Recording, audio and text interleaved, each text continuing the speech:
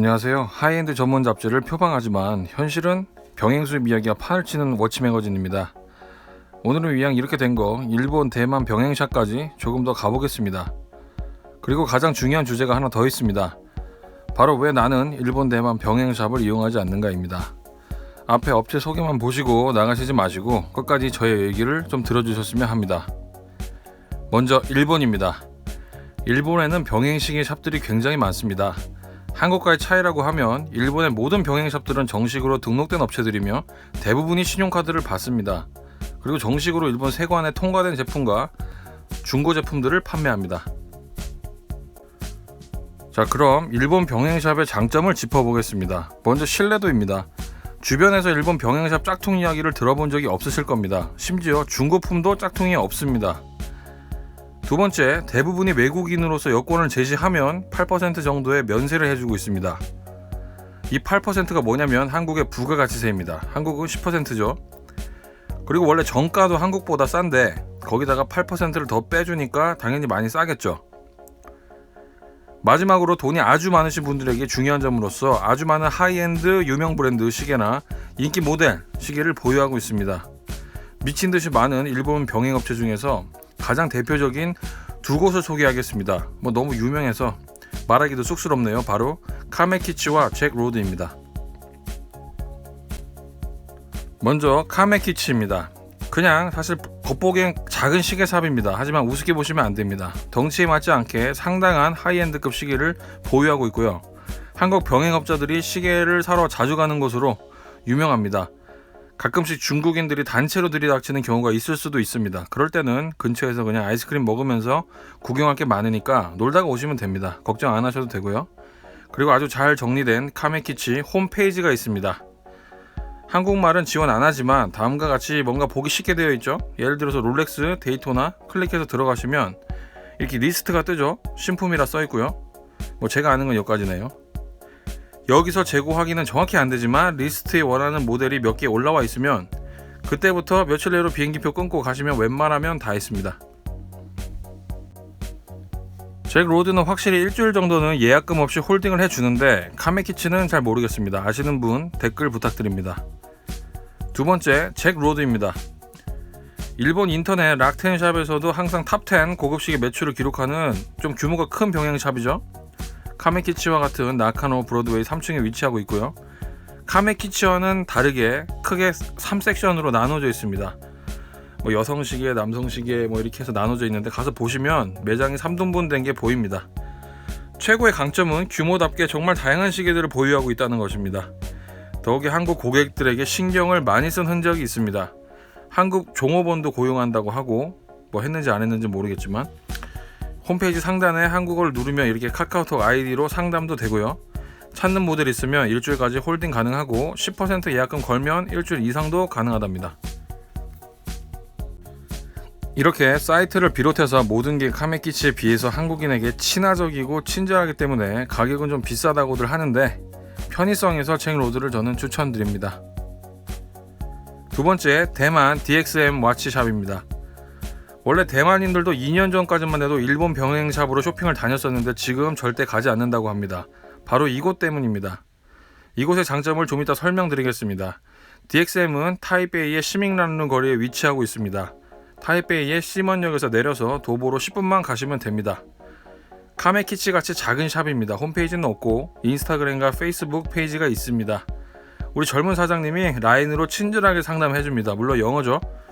Do you have랑 how much 이 정도만 알면 알고 싶은 거 다 알 수 있죠. 라인 아이디나 자세한 건 제가 밑에다가 링크 걸어 놓겠습니다. 여기를 왜 제가 추천하냐면 가격이 일본 병행업체들보다 10% 정도가 저렴합니다. 확인하시려면 일본 사이트 들어가 보시고 또 DXM에 가격 물어봐서 서로 비교해 보시면 되죠. 환율 곱하기 하셔가지고. 또 이유는 대만의 경제 상황과 관련이 있다고 하는데 대만의 최대 기업인 폭스콘 등 여러가지 경기 악재가 터지면서 명품 시계 수요가 많이 줄어서 본인들이 이제 마진을 덜 먹겠다고 가격을 낮춰서 판다고 합니다. 믿거나 말거나 싼 건 사실이니까. 그리고 3번, 나는 왜 일본 홍콩 등지 병행샵을 가지 말라고 하는가. 사실 여기서부터 중요한 내용입니다. 잘 들으셔야 됩니다. 미리 결론부터 말씀드립니다. 롤렉스급 이상부터는 한국 입국 시 관세 붙으면 한국 백화점을 사거나 한국 병행업체가 파는 것보다 무조건 비싸집니다. 롤렉스급 이하도 관세 붙으면 일본 갈 이유가 없을 정도로 아주 약간 싼 정도입니다. 이곳은 지금 일본에 원래 관광 등 가실 분들이 세이코나 그랜세이코, 오메가 등 일본에서 한국보다 확실히 저렴하게 파는 시계를 사러 가는 곳입니다. 또는 돈을 얼마를 쓰던 간에 나는 하루라도 빨리 롤렉스 신형들을 내 컬렉션으로 넣고 싶다, 난 돈이 많다 하는 분들이 가는 곳입니다. 이 두 그룹이 아니라면 그냥 구경만 하고 오시고 한국에서 백화점 가는 게 낫습니다. 백화점 가서 사면 일본 병행에 비해서 워런티도 제대로 받고 중국 팔 때도 가격을 더 받는데 가격은 차이가 없어요. 관세까지 내면 왜 일본까지 갑니까 근데? 이래서 제가 이제까지 계속 한국 병행 수입 믿을 수만 있으면 좋다 얘기하고 일본 병행업체에 가라고 얘기 안 한 겁니다. 4번, 그럼 안 걸리고 들어올 때 손목에 차고 들어오면 되는 거 아닌가?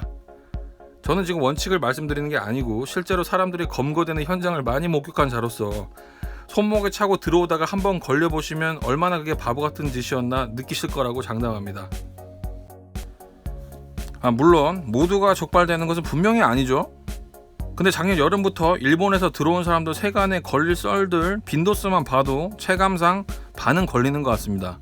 자신 있으면 한번 해보세요. 본인의 리스크로 본인이 도박하는 거니까 제가 말리지는 않겠습니다. 다만 전 분명히 말씀드렸습니다. 성공 확률이 생각보다 많이 낮다는 것을 꼭 명심해 주세요. 50% 절대 안 됩니다. 제가 정말 화가 나는 것은 어떤 때냐면 실제 해외에서 시계 사본 적도 없는 분들 또는 버발못 또는 그냥 차고 한번 들어왔는데 뭣도 모르고 딱 한번 자기도 모르게 성공한 분들이 야 차고 들어오니까 안 걸려, 아니면 박스를 빨아 보내든가 안 걸려 괜찮아 나는 그냥 가다 걸리면 그때 세금 물지 이런 아주 위험한 근거 없는 말을 퍼뜨린다는 거죠. 2019년에 남자 2명이서 문어치를 2개 사서 하나씩 차고 미리국을 시도하다가 20분 시간차로 들어왔는데도 압수 당했습니다. 밀수라고. 추가적인 세관 정보 하나 드리겠습니다. 2018년부터 여름부터 한 번에 600불 이상 해외로 카드 결제 시에 실시간으로 세관에 보고가 됩니다. 카드 긁어서 시계 사신 분들 꼭 자진 신고하세요. 입국장에서 이미 보고를 받고 당신을 기다리고 있습니다. 그리고 제발 자진 신고 안 했다가 걸렸을 때 바로 자수하고 거짓말 하지 마세요. 거짓말 하면은 가산세 40% 더 내고 끝날 것을 그냥 압수당하는 거예요. 모르신 분들이 많아서 조금 더 설명드리면 인천공항 세관 창고에 수많은 명품들이 있죠. 그게 왜 있을까요? 이미 돈 몇백 주고 사온 핸드백 명품이 세금 몇십만 원 더 내기 싫어서 사람들이 도망간 걸까요? 아닙니다. 저것은 고의로 밀수했다고 판단하고 압수한 겁니다.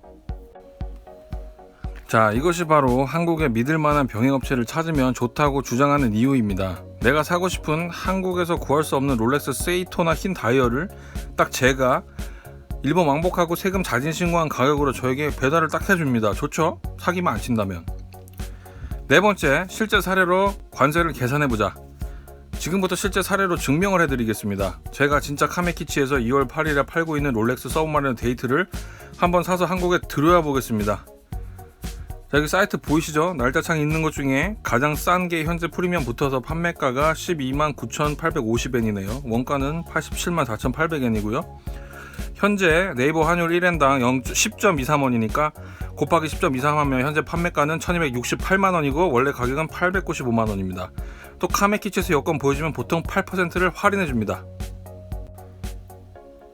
그러면 8% 할인하면 0.91을 곱하면 되니까 1167만원이 현재 판매가가 되고 원가는 823만원이 되는 거죠. 서브마리너 데이트가 손목에 차고 세관만 안 걸리면 원래 823만원에 한국에 가지고 올 수 있었다는 얘기네요. 과거에 백화점가가 1000만원으로 알고 있었는데 차이가 좀 많이 나죠. 아무튼 저는 카메키치에서 1167만원 현찰 박치기로 썸마 블랙 데이트를 드디어 손에 넣었습니다.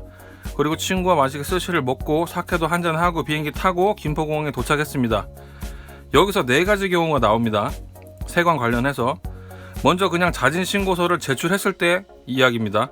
신고서에 써야 되는 가격은 내가 지불한 가격이 아니고 그냥 세금이 미포함된 정가입니다. 객관적인 가격입니다. 이번 사안의 경우에는 영수증을 제출하면 불리하죠. 왜냐하면 실제보다 제가 프리미엄 붙은 가격으로 산 특별한 사항이죠. 여기서는 원래 8% 부가세도 없는 823만원을 써내시면 됩니다. 그래서 823만원으로 관세청 사이트에 가서서 조회를 해봤더니 세금이 무려 360만원 나오죠. 자진 신고를 하면 여기서 15만원 빼준다고 합니다. 뭐 의미가 별로 있어 보이진 않지만, 그래서 결국 자진 신고를 하면 총 지출은 1167만원 더하기 360만원 마이너스 15만원 1512만원입니다. 야, 썸맛 데이트가 이렇게 비싸죠? 1512만원. 일본 갔다 왔는데도. 자, 다음 경우는 신고 안하고 안 걸린 경우입니다. 뭐 밀수에 성공한 거죠. 범죄자지만 어쨌든 이럴 때 총 지출은 1167만원 끝입니다. 마지막으로 신고 안하고 걸리면 어떻게 되느냐입니다. 이게 제일 궁금하죠. 사실 먼저 잘못을 인정하고 바로 자수해서 세금을 내겠다고 하는 경우 시계 가격에 따라서가 아니고 원래 내야 될 세금에서 40%의 가산금을 더 냅니다. 원래 내야 되는 세금이 360만원이었죠. 거기서 40%라면 144만원입니다. 그래서 이때 총 지출은 1167만원 더하기 360만원 더하기 114만원, 즉 1671만원입니다. 마지막으로 신고 안하고 걸렸는데 끝까지 오리발 내밀다가 세관이 가방 열어서 케이스 뭐냐, 이거 있는데 증거 영수증이랑 다 있네 라고 하면 그때는 무조건 압수, 그리고 벌금, 물건값의 5% 정도입니다. 제가 알기로 50에서 80 사이겠죠? 내야 합니다. 가산세 낼 수 없고 물건 못 돌려받습니다. 절대 이런 짓은 하지 마세요. 사실 이거 가짜 롤렉스예요 라고 주장하다가 압수당한 사람도 봤습니다. 제가. 마지막으로 정리하겠습니다. 일본 병행샵에서는 거의 모든 인기 모델을 구할 수가 있습니다. 하지만 해외 어딜 가든 국내에 들어올 때 관세를 내야 하며 한국 돈으로 260만원이 넘는 시계는 고급 시계로 분류되어 각종 말도 안 되는 세금이 붙습니다. 그러므로 일본에 시계 사러 가서 눌러 살 계획이던가 정말 부자가 아니라면 일본 병행에서 고가의 시계를 사는 것은 관세를 생각하면 돈을 그냥 국가에다 바치는 일입니다.